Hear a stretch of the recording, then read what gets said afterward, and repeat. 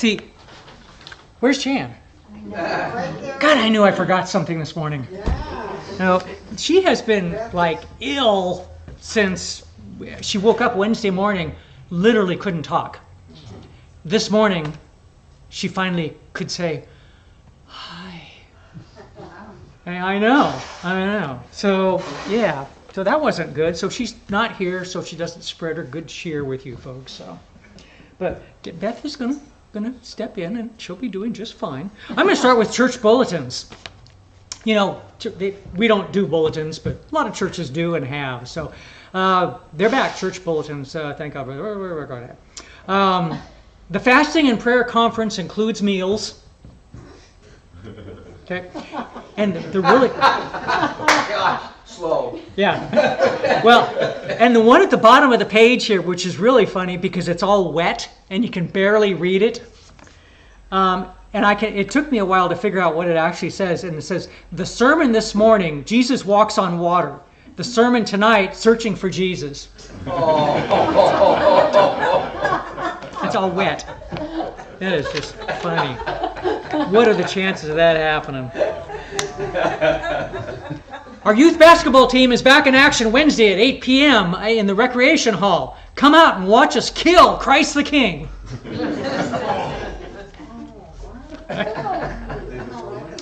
Ladies, don't forget the rummage sale. It is a chance to get rid of all those things not worth keeping around the house. Bring your husbands. Oh man, you're in a I bet that one was intentional. All right, and we do have a couple patron saints by the name of John Lennon and George Carlin. Hey, George. And John said something proverbial, no doubt.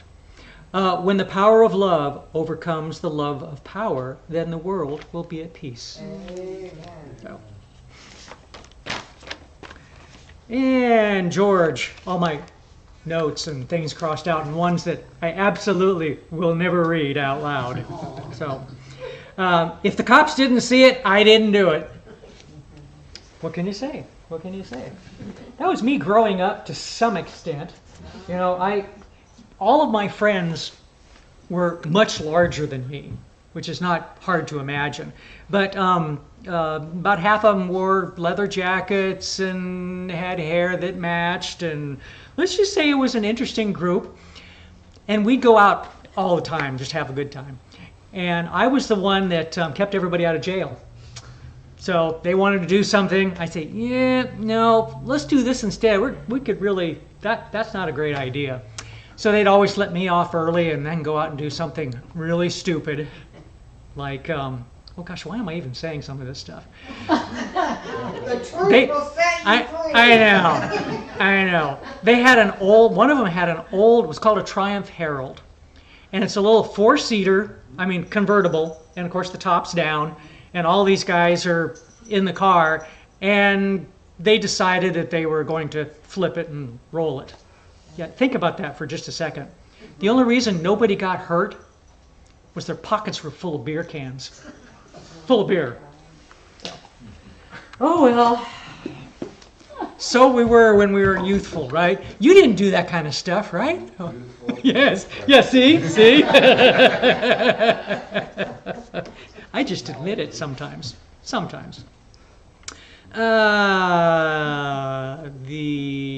we go, yeah. The tragedy of life is not so much that men suffer, but rather that let me do that one again. The tragedy of life is not so much what men suffer, but rather what they miss. See? I did all that kind of stuff. Never gotten in trouble. Well begun is half done.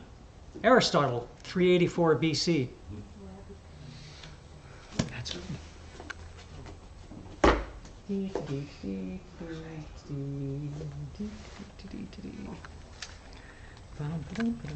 we've got a lot of people out ill today. Some came back from the hospital, and a little bit of this and a little bit of that. Did that one? Okay. Better be alone than in bad company. Beauty seen is never lost. And happiness is the only good. The place to be happy is here, and the time to be happy is now. Indeed. And Mark, we've got a pie sitting out in the kitchen that we need help eating. So it's I went and looked, and I'm looking at the color, and I go, well, it could only be a couple of things. And my first guess was correct. I said, yeah, it's either rhubarb and he goes, it's rhubarb. So, and he got some apples in there too. Miracle apples. Okay. They're 4th of July apples on June 13th. Yeah. God provided. Yeah. Well, and the cherry farm next to us has been doing cherries for about 2 weeks. It's definitely early, but they're good ones. So, a group of flamingos is called a pat. A group of frogs is called an army. A group of rhinoceros is called a crash, for obvious reasons. A group of kangaroos is called a mob. A group of apes is called a shrewdness. A group of cats is called a clutter. A group of larks is called an exultation. A group of owls is called a parliament. And a group of ravens is called a murder. Oh. I knew the murder one. Yeah. But I thought it was crows. Yeah. Yeah. Yeah. Yeah. Anybody ever see the old movie The Birds? Oh, Alfred Hitchcock? Scared the heck out of me. And I've been to Bodega Bay, which is where it was filmed, and it's when at the time we went right after it was filmed, and yeah, it's just like the movie. Looked exactly like it without the script. It still looks just like that. Does it? It hasn't really grown. Oh my. Well, that's great. That's great. Okay, there's only one on here that somebody might, and it's going to be a stretch to get this one. But anyway, how is a turtle like a brick? No, don't even try. Neither one can play the trumpet. Oh, God. I know. Makes no sense. How do you make a milkshake? Give a cow a pogo stick. Why do turkeys gobble?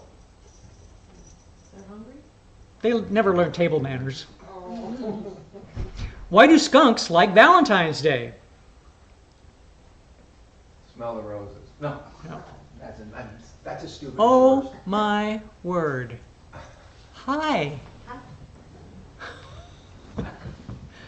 Why do skunks like Valentine's Day? They are very sentimental. Now that actually. No, it kind of does. How do ducklings escape their shells? They exit. Wow. They Yep. quack they quack the shell. Yes, they do. Yeah. All right. Jan's not here, as you might expect. That's why I'm sitting. I guess I could have been sitting here this whole time. Wait a minute. Hold on. There is a different perspective from right here. Beth, get up here. What an intro. I know. Thank you, as always. Yeah. Time to leave, Phil. And it's not turning on. It does have batteries in it? Hey Phil, it's not turning on. Hold it down. Oh, there it goes finally. Can you hear me okay? Yeah. Wow, stepping in for Janice. You know, I appreciate how many times does she do last minute step-ins. She did give me a couple days notice. And what I'm going to be talking about today, is that sound okay? It's a little high. It's not you, it's Phil. It's Phil. Anybody else feeling out of sorts at all? Yeah, Summer. without my other half. Right. Yeah, there's a certain balance. May didn't make it in today either. She wasn't feeling well. And boy, aren't they the anchors of our church. So summer solstice is coming, and there's a lot of light. and there's a lot of energy. And that can be good, but it can also stir things up a little bit and magnify the energy a little bit. In Spring Forest Qigong, in traditional Chinese medicine, which I practice on a daily basis, we're going from... Phil forgot to do any of Oh, that. yes, that's right. We'll do that too. We are transitioning from the spring energy, the wood energy, to the summer energy, which is the fire energy. And that spring energy is all about happiness, and the summer energy is joy. But when that happiness, that spring energy is out of balance, it's frustration and anger. And when that frustration and anger moves into summer, it can become hatred and rage and just really strong emotions. And whether they're expressed or bottled up inside, that's not healthy. So today, we're going to explore that simple question of which one are we feeding? And more specifically, I'm going to be looking at the lesson around the spring energy of happiness, and in different ways we can be feeding that happiness to prepare us for that transition into summer. I'll explain more of that later, but I wanted to kind of give you the big picture of where I'm going. I'm going to be calling on, Janice isn't here, but this path took me down a lot of things I have learned from Janice, and it also took me down a path of things I learned from Master Tuni Lin, who I study Spring Forest Qigong with. And so I'm not going to be giving them credit along the way, but do know that they're behind a lot of what I'm saying. But let's start first with a simple exercise given to us from the ancient ones. Just for a moment, close your eyes and take a few breaths, become present, relax. And in your mind, speak to yourself the chamber of love and light. And notice if simply saying those words brings you into a place of higher energy, of love and light. If not, that's fine. But you may find yourself there automatically, inside a chamber of love and light, and however that looks for you. Take a moment, look around. What does the inner chamber of love and light look like to you? Now say the word happy. Does that change that feeling at all? Again, neither good nor bad, just notice what happens when you say the word happy within this higher vibrational chamber of love and light. Now you can come out, and I'll be talking a little bit more about that exercise as we go on. But right now, the goal was to really kind of give yourself a chance to calibrate where you are with that word happy today.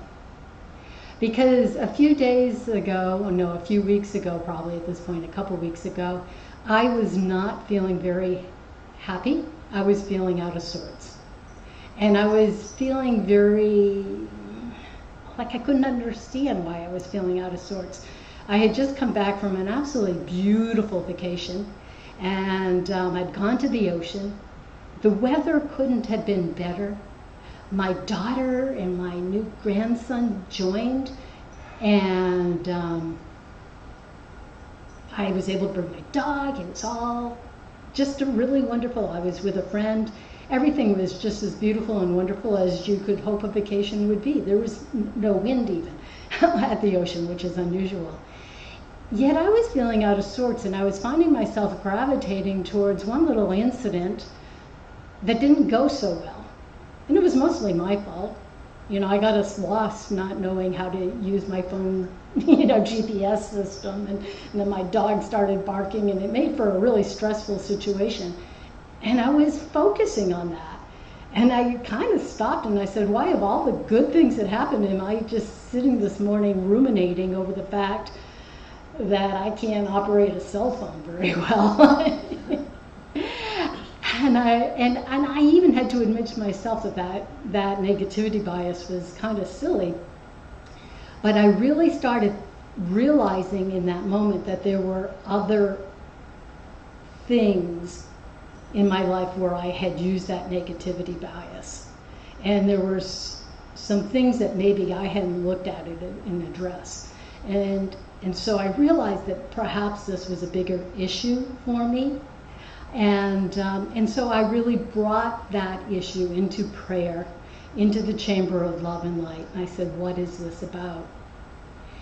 And I told you today I'm going to share 6 lessons. And the first lesson I learned in that, in trying to figure out why I wasn't feeling happy, the first thing was to set my intent to figure out what was going on that I wasn't happy, and also how do I get to happy.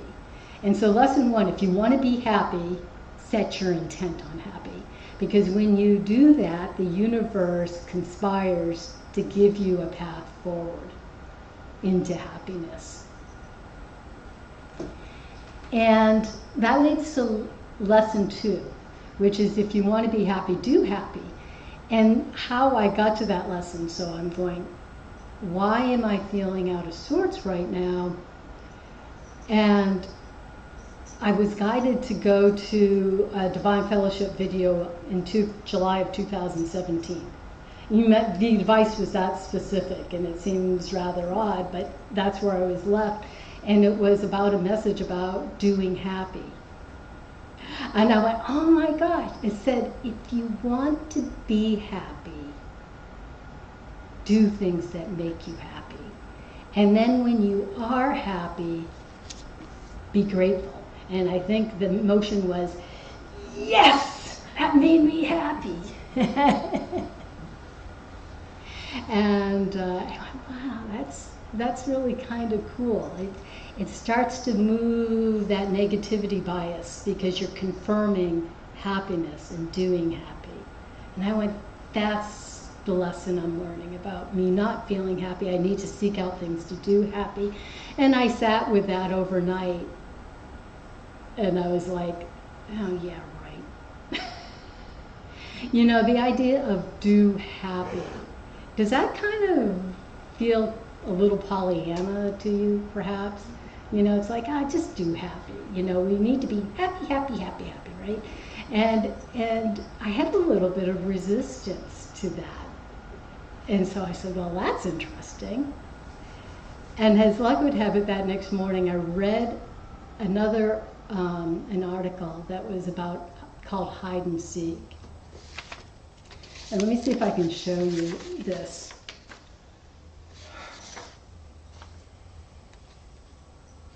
It said, when we seek and reclaim things for ourselves, we anchor them in the world at this time. So if you seek happiness, ask for that quality to be restored to you.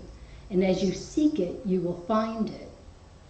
Because seeking opens you to possibilities. Seeking asks you to alert your awareness to any moment of that quality you seek.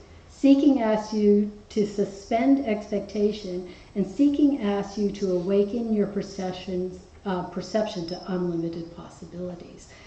And so this whole thing was about seeking happiness, and that to me became really fascinating. When I was told to do happiness, I had a resistance, but seeking happiness, it's like, oh, that felt a little different to me.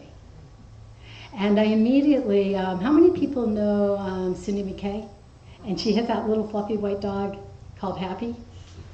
And Happy's crossed over, but she still posts pictures. And all of a sudden I just found myself going, here Happy, here Happy. then I felt happiness. Then I could really sense that sense of happiness. And so when doing happy sounds like it may be too much, seek happiness, play for it. And what I started doing as a result of that was going in writing gratitudes. But it was gratitude for past things in my life. So I looked at, this process started to make me realize that there were things in my life that I was blanking out, not intentionally or not even aware of it, but I was blanking them out because they had something in them that wasn't happy. And I was taking that one little event, like me screwing up the GPS and blanking out a whole vacation, right? And I realized I was doing that more than I realized. That I could certainly remember a whole lot of things that maybe I messed up in my life, but I wasn't actively remembering the things that went really good, and they were simple things. And when I found that I started looking at these past events as a process of reclaiming those events in my life, it actually started, I just started to feel so much gratitude. You know, happiness came, and it was like I was reclaiming happiness in my life. And when I started reclaiming happiness from those past events, it made it easier to be happy today. And yeah, again, I don't know, you guys may not have this issue, but I think after time, by ignoring the happiness, it was getting harder and harder for me to be happy. I could feel joyful, because joyful is external of events, but happy was like, I was starting to lose that a little bit.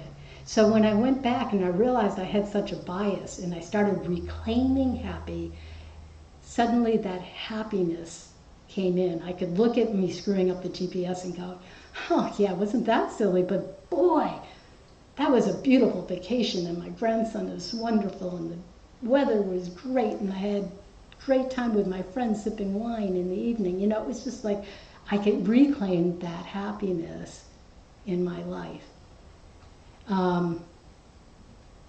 Which it kind of like, so lesson 1 is set your intent. If you want happy, set your intent. Lesson 2 is if you want happy, do happy and be grateful for it. And lesson 3 is if any of that seems hard, seek happy, you know, and make a game out of it, or curiosity and wonderment out of it.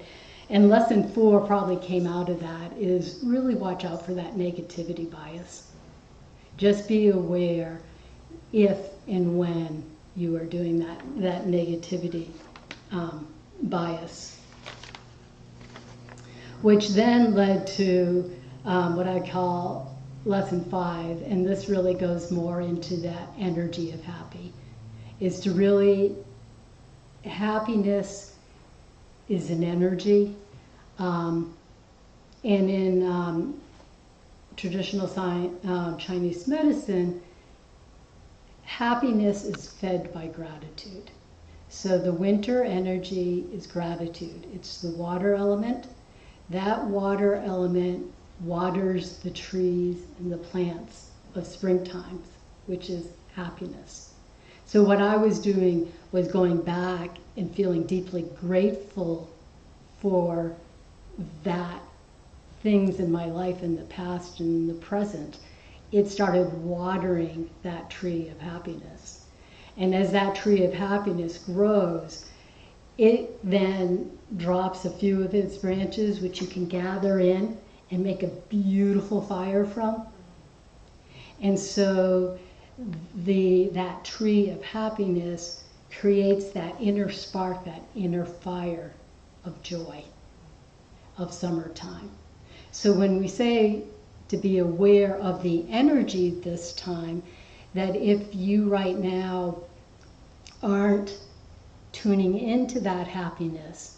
And if you're kind of suppressing or expressing that anger and frustration, kind of the flip side of that spring energy, you may be finding in the summer energy that you're going more into that sense of extreme, like anger and hatred and rage, and even worse yet, if you're not feeling that, you're keeping it inside, and that can result in some health issues coming up. So solstice is a chance for us to pause right now and to really lean into that happiness.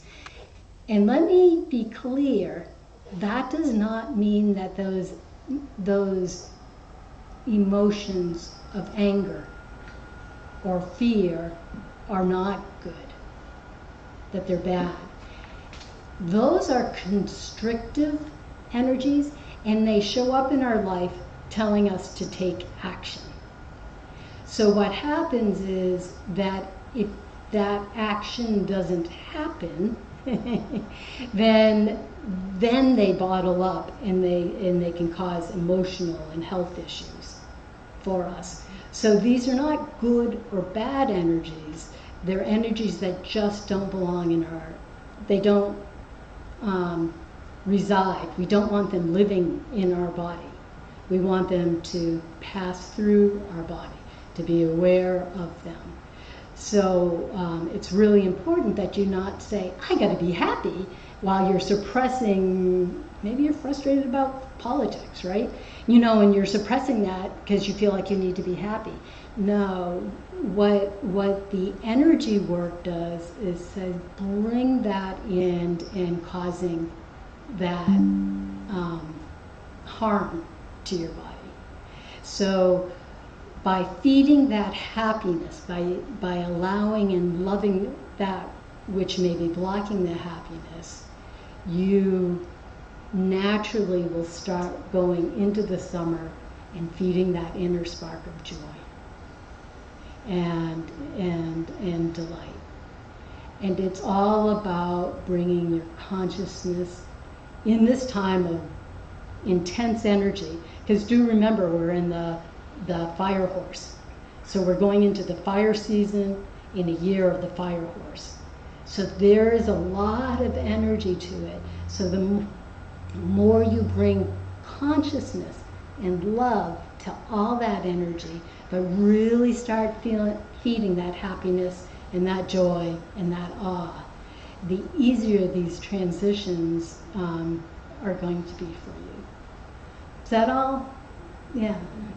It's in Qigong, some of us do that practice every day, and what I really love, and you can try this if you want. The energy of winter, again, is gratitude.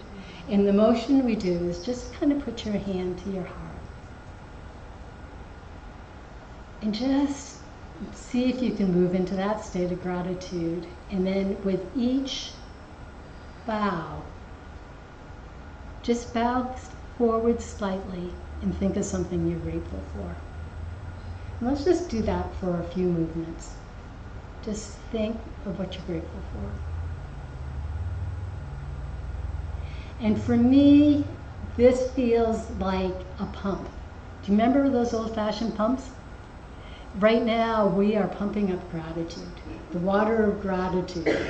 And you're just, with every little thing that we're grateful for, it pumps that energy of gratitude into our body. And then after you do gratitude, the next motion is the wood element, which is that happiness. And this is the element that gives us vision, to look ahead and flexibility. And so that is just simply going up and down your body. So we've pumped all that gratitude up, and now we're distributing it through our body. And Marianne, if you're here, she's my Qigong teacher. I know I'm simplifying these movements. But can you feel that gratitude going throughout your body, nourishing your body, and becoming happiness?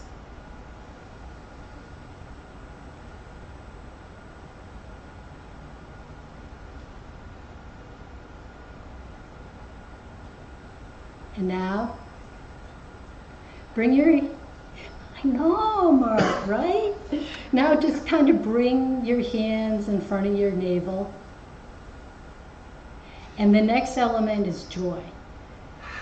So this is where we're going to feed our inner fire with joy. And we do that by opening our hands and feeling that inner light within. And to me, this one is always like bellows, in a fire. That you start a fire and you're just building that joy right in with the core of your being.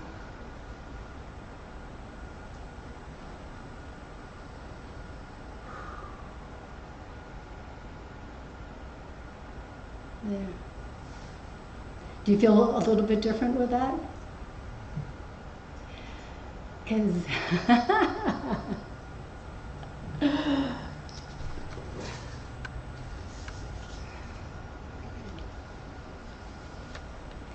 so in this process of reclaiming my happiness, getting rid of that negativity bias, I started just realizing that happiness is just such a gentle, it's not like going to a party. Happiness is what energizes you, and it feeds that joy within. That happiness opens our vision. Happiness helps us see the possibilities.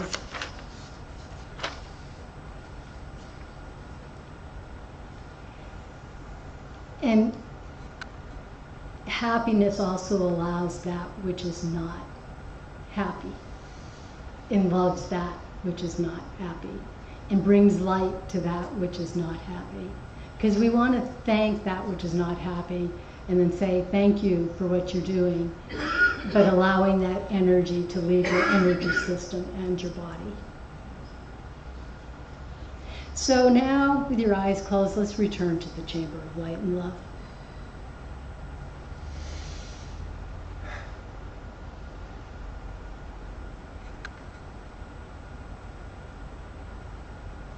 Does it feel different at all now?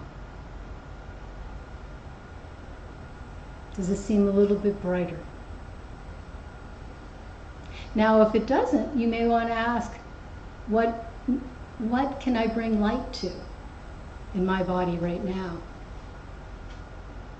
If you feel resistance to happiness, just bring that light into your body. And just give that part of you love, just lots of love. Now speak the word to yourself, happy.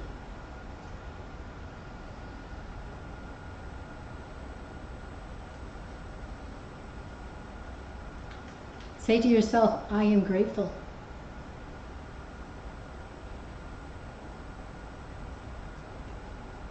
I am joyful.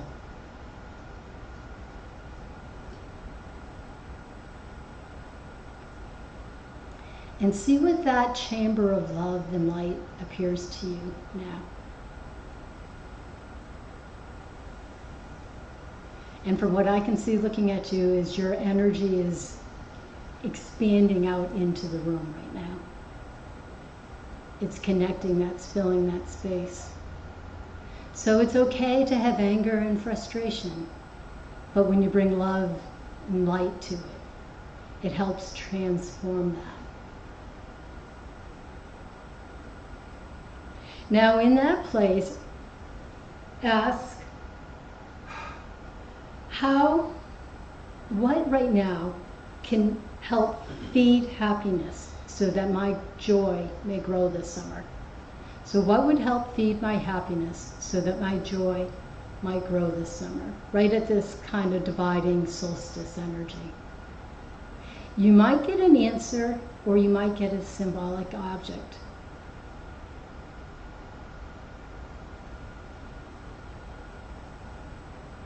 And just take a moment and say, please give me an answer or a sign as to what would help me feed happiness so my joy may grow.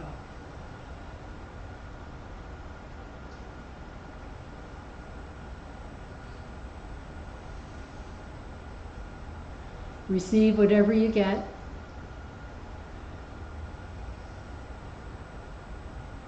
And then slowly come back into this time and place and into this room.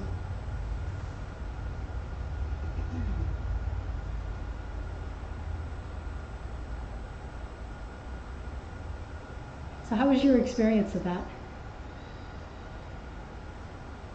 Magical. Did you receive a sign or a gift or an insight? I got a box, and when I opened it, a bunch of butterflies flew out. Thank you. One of the most beautiful meditation practices that we do often is that butterflies, that energy that's stuck, you imagine that it turns into butterflies and flies off into the universe. So that was a release of that energy for you. Thank you. Anything else? How about you, Ellen? Because Ellen was telling me before how she was feeling anger earlier this week. What? She talking It was awesome, yeah. At the very beginning, when we did it the first time, there was a spiral that went up to bright and warm. And then the second time was more brighter. Yes. And the angels were in there. Ah. Yeah. So, Yeah. And a lot of it is just awareness. And Ellen, she shared an experience where she was feeling that and she brought awareness to it. And with that came the guidance is how to deal with it. Yeah. I got a bunch of feathers. Ah. All the, Light. yes, Feathers of many color. yes.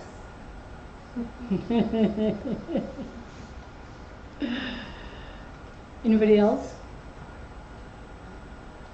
Yeah, John. I like the breathing for the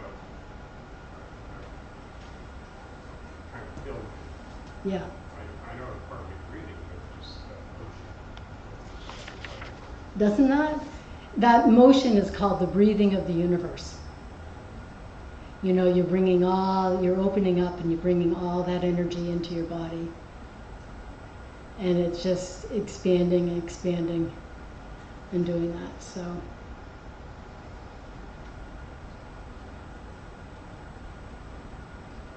Anyone else?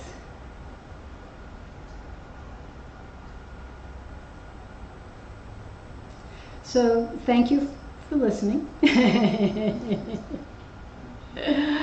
And may your solstice transition from spring to summer be smooth and joyful.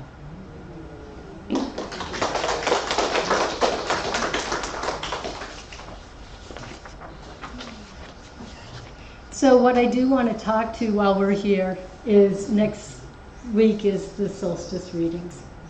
So it's a great time to support the church, 12:30 to 3:30.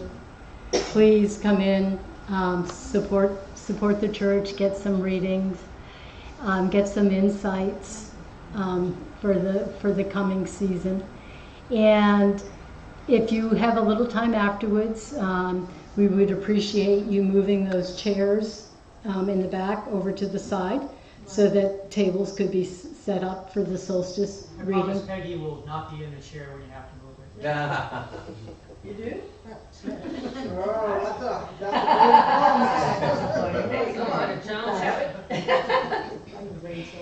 And then,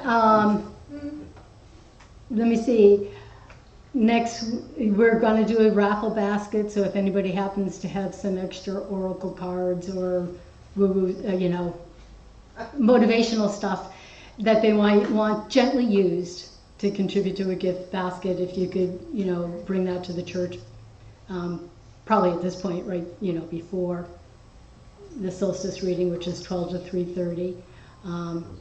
And always snacks, if anybody wants to bake anything and bring anything in, would be always welcome to.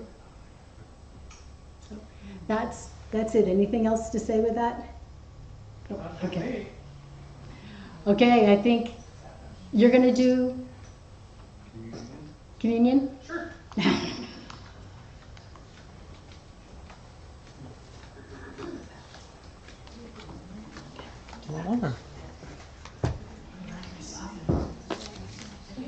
you want one? Oh, thank you.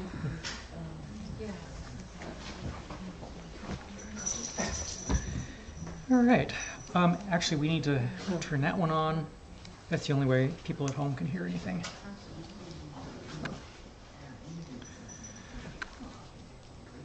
If you want to participate in communion, the cups and everything are back there.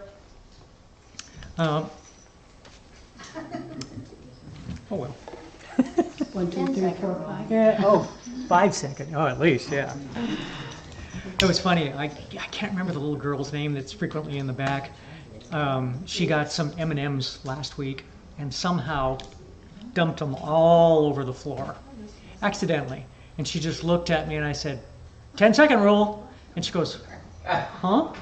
She'd never been told. So I explained it to her and then said, yeah, don't tell your mom. Or did tell her later. So. Oh, no, she's listening. That's our Phoenix, I bet. All right. For those of you who participate, thank you. You know, communion is one of those things that it certainly means something slightly different for everyone. You know, depending on your background, how you were raised, how important it is to you. You know, so, and that's fine. That's fine. We don't say you have to think one way or another, which is what the Divine Fellowship has always been about. But for Jan and I, being followers of the way, as opposed to, you know, we haven't called ourselves Christian in a number of years, just followers of the way, because we have always tried to do what Jesus did to the best of our ability. We don't quite make it a lot of times, but we get as close as we can sometimes. So it's one of those things that the communion does mean something different for everybody. So take that on however it means to you. For me, it means not worshiping, but giving credit to a person that did live, and that's a fact. Some of the stories about him, you know, might have been stretched a little bit, but it doesn't matter. The point was, he was a rebel, and that's kind of what I've always considered myself in a lot of respect. Oh, that's true. But he also always tried to do the right thing. You know, gave to the poor if possible.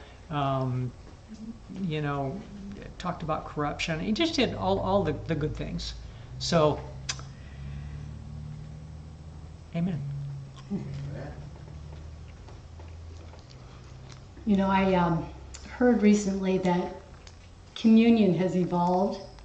You know, Really? yeah, over time, and the whole Eucharist, which is meaning gratitude, is it used to actually be a little bit of a light meal, or a meal, and Depending on the faith. and the early Christians would gather together, and everybody would be given a meal, and so the wafer or the bread was, you know, a gathering of the body of followers together.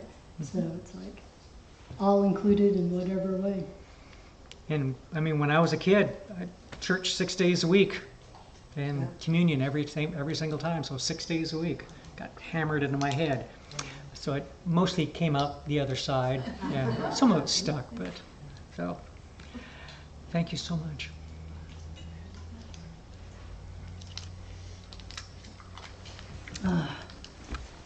Our closing for you guys online. Now help me out with this, guys, right? We're taking energy. Oh, we're going to do this first. Well, I was just moving forward anyway. Yeah. And as you can see online, if you want online, you can give the easiest thing. We have do we have this on the website too? Yes, you have the link on the website that will take you to the same site that this basket code is taking you to. And you can do Venmo, PayPal, or credit card. And when Janice sends out the email, at the bottom of the email is also that link. So, same thing. Thank you. We're going to need to, we've gotten 3 or 4 bids for the parking lot to reseal it and everything. So, Yeah. we haven't chosen one, but we know the $11,000 one is not going to be chosen. So that was the high one. So another thing that our solstice readings is a fundraiser. So everybody's volunteering the time. So all the money, it's $35 if you come alone, $25 if you come with a friend, and you get unlimited readings or as much as that could be filled in. But something that you guys can really do is share that. If you see the post on Facebook, like it, comment on it, because it means more people will see it. Tell your friends about it. If anybody's on Instagram and can share it, that's just a no-cost way that you can help anybody that wants something like that. It's not, we never force anything on anybody, but a lot of people just say, I never saw it, I didn't know. So the more on social media that you can share, like, or comment, the more people will see it at no cost. And we did our show, our big show, that, it was a 2-day show, and had lots and lots of people. I mean, there are usually 60-ish vendors. It was a great show. It was a great show. People would literally stay all weekend. They'd come for hours on Saturday, come back on Sunday, and we'd have our service there, wherever it was. And we did that for almost 20. We did it for 20 years until we didn't. But it didn't start out as being a fundraiser for the church, but it evolved somewhat. And that was right around. We usually got about $10,000 for the church for the year. But so since that's been gone, we've had to do some of these other things to kind of keep that little bit of that revenue coming in, so we can just pay for stuff. Yeah. Take stuff to keep a place like this going. So thank you so much. So now, let's do our blessing for the folks online. Left hand to right hand. Feel that energy connect with your heart.